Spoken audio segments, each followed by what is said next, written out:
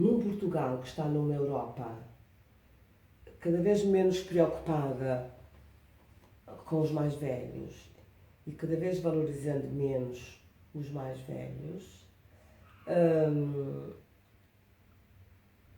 eu dou graças aos orixás todos e aos deuses todos que em Cabo Verde ainda não existam lares, depósitos de gente mais velha. Em Cabo Verde, os mais velhos ainda morrem em casa, morrem em hospitais que os alberguem. Mas as pessoas continuam a estar rodeadas da sua família, que é aquilo que os sustenta em termos afetivos. E a grande diferença para mim está aí. Não tenho nada contra os lares para receber as pessoas mais velhas, mas sinto que há uma desumanização. Até porque há famílias que poderiam ou podem ter os seus mais velhos em casa, mas por uma questão de umbiguismo, perdoem o termo, e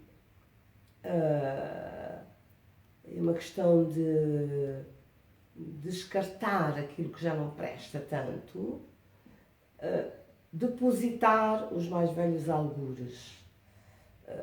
Porque eu acredito que há muita gente que pudesse ter capacidade financeira para ter os seus mais velhos à volta, em casa, com alguém que cuidasse, e que, porque também há esta moda, é mais fácil descartá-los. Mas esta grande diferença que eu noto e que eu sinto e da qual me orgulho é que os mais velhos em Cabo Verde ainda estão, até morrerem, rodeados dos seus entes queridos, que eu penso que a sequência normal da vida, é verdade que nesta sociedade ocidental, com as corridas em que nós vivemos, etc., não há tempo e nós todos andamos com a desculpa de não ter tempo, mas a maior diferença que eu sinto é essa realmente. Eu volto à base. Então acha que os idosos em Portugal vivem muito mais solidão do que em Cabo Verde? Sem dúvida, sem dúvida. E mais solidão em todos os aspectos. Em Cabo Verde, em Portugal, se eu tenho 60 ou 70 anos, não sou suposta a ir dançar. Em Cabo Verde é uma coisa naturalíssima. As pessoas de 60, 70, 40, 30, 20, 15, estarem todos juntos numa festa e há um violão e há um cavaquinho e toda a gente dança. Aliás, eu vejo isso nas comunidades cabo-verdianas, sobretudo nos Estados Unidos. Eu conheci um clube, o Vets Club de New Bedford, onde quem dança ao fim de semana são uma panóplia de gerações todas misturadas, dos 20 aos 90 anos. E todos dançam. E ninguém deixa de dançar porque tem 90, ou 70, ou 80, ou 50. Todos dançam. Até porque o ritmo, como está no sangue, ninguém para numa cadeira quando toca um funaná, uma peladeira. Ninguém para. E não é porque tem 80 anos que não dança. Eu vi a minha mãe dançar até quase morrer.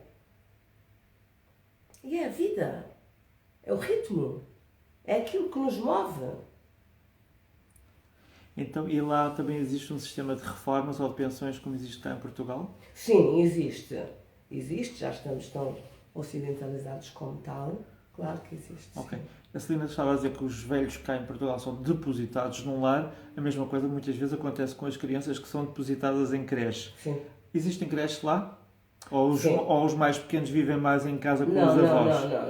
não. Já existem creches e eu penso que também com uma certa trepidação da vida é normal que existam creches, até porque não há um sistema de proteção das mães, como existe na Escandinávia, nos países da Escandinávia, em que as mães podem ficar em casa até X anos da criança a cuidar, a educar.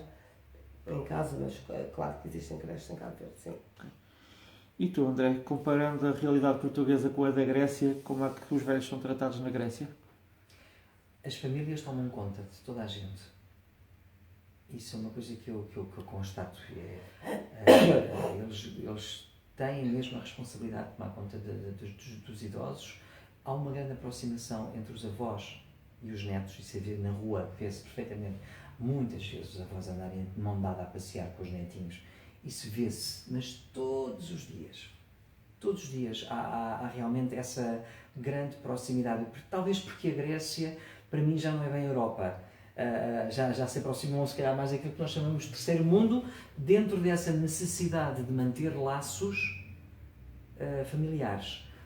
Portugal é uma coisa muito estranha, porque nós assumimos tão rapidamente esta mentalidade norte-americana que os gregos dizem americanhá. Americanhá é americanizado. De repente, tudo aqui é comida fora. É tudo. Tornámos assim um bocadinho ou produtos de consumo. A partir de uma certa idade... Objeto de chiclete. Chiclete. A partir de uma certa idade uma pessoa está morta. Isso é mentira. É mentira. E é por isso acho interessante depois haver uma necessidade que a nossa sociedade tem de se redimir criando a universidade da terceira idade. Acho importantíssimo as pessoas de idade terem a oportunidade de continuarem a formar-se ou eles próprios a darem essas aulas, porque têm um conhecimento que é essencial. É essencial. E sentirem-se úteis. O grande problema é que quando se tira muitas vezes o trabalho a uma pessoa que se habituou toda a vida a ter um ritmo e a ter uma rotina, de repente fica sem nada.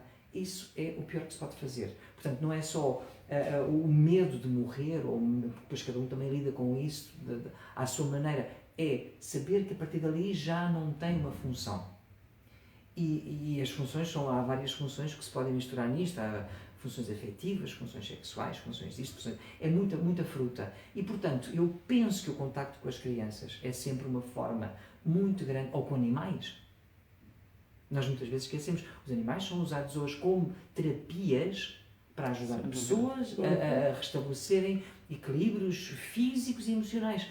Nós somos umas máquinas perfeitas e se nós soubéssemos usá-las de uma forma como deve ser, e isto passa por uma mudança de mentalidade também ao nível médico. Também. O Serviço Nacional de Saúde também começarem a tornar... Por exemplo, na China, nós pagamos aos médicos quando quê? Quando estamos bem. É o contrário. Porquê? Se eu estou mal, é porque o médico não me pôs bem, então não lhe pago. Quando eu estou bem, quer dizer que o médico cumpriu o seu serviço. Portanto, é tudo ao contrário. É tudo ao contrário. Hoje em dia já se começa a usar mais medicinas alternativas em Portugal. A medicina chinesa é uma realidade. Agora, eu continuo a dizer sempre a mesma coisa. Se nós, na época dos descobrimentos, que andámos pela China, eles já tinham tudo de medicinas alternativas, com as acupunturas, trabalho de energias, trabalho de pêndulos, tudo isso nós podíamos ter trazido para cá. Claro que podemos dizer que tínhamos a Igreja Católica que não permitiu e se calhar o conhecimento científico da época também não permitia.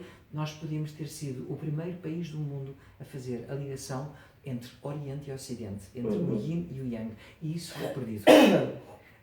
E se calhar ainda hoje temos uma visão universalista, uma pessoa em Lisboa consegue comer comida de vários pontos do mundo e pode-se cozinhar, e nós não somos alheios a um caril, não somos alheios a comida africana, não somos alheios a comida brasileira, porque tudo isso foi uma forma de nos fundirmos com outras culturas.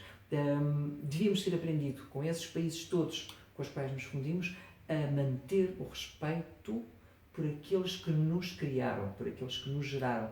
Nós somos descendentes deles. Merecemos-lhes essa dádiva, essa gratidão.